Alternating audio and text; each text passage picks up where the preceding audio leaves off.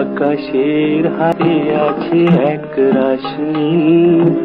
আকাশের নীল যখন গানের খাতায় এসে শব্দের মালা গাঁথে, তখনই জন্ম নেয় এমন কিছু সুর যা সময়ের সীমানা ছাড়িয়ে অমরত্ব পায়। বাংলা গানের আকাশে তেমনই এক দীপ্ত নক্ষত্র গাজী মাজহারুল আনোয়ার, যিনি বেঁচে আছেন প্রতিটি বাঙালির হৃদস্পন্দনে। কুমিল্লার দাউদকান্দির তালেশ্বর গ্রামে ১৯৪৩ সালের এই দিনে প্রদীপ জ্বলেছিল এক সৃষ্টিশীল প্রাণের। মেডিকেল কলেজের বারান্দায় বসে যে তরুণের কলম থেকে বেরিয়েছিল বুঝেছি মনের বনে রং লেগেছে, সেই সুরই পরে বদলে দিয়েছিল দেশের গানের মানচিত্র।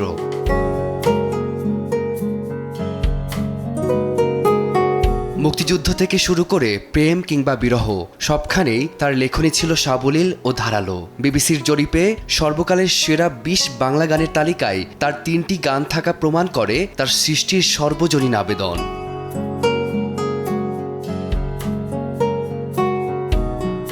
জয় বাংলা, বাংলার জয় কিংবা একতারা তুই দেশের কথার মতো গানগুলো শুধু সুর নয়, বরং বাঙালির অস্তিত্বের লড়াইয়ের সাক্ষী। সিনেমার পর্দায় আকাশের হাতে আছে একরাশ নীল দিয়ে শুরু করে তিনি হয়ে উঠেছিলেন দেশীয় চলচ্চিত্রের অপরিহার্য অংশ।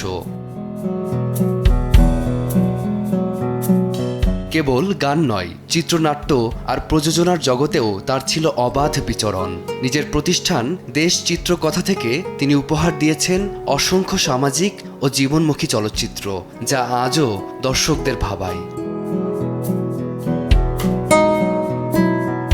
কাজের স্বীকৃতি হিসেবে ৫ বার জাতীয় চলচ্চিত্র পুরস্কার এবং ২১ পদকসহ অসংখ্য সম্মানে ভূষিত হয়েছেন এই গুণী মানুষটি। তার প্রতিটি শব্দে মিশে আছে এদেশের মাটি আর মানুষের নিখাদ ঘ্রাণ। ২০২২ সালে তিনি পাড়ি জমিয়েছেন না ফেরার দেশে, তবু গানের ভুবনে তিনি আজও অমলিন। ফারদিন মাজহার, সময় সংবাদ, ঢাকা।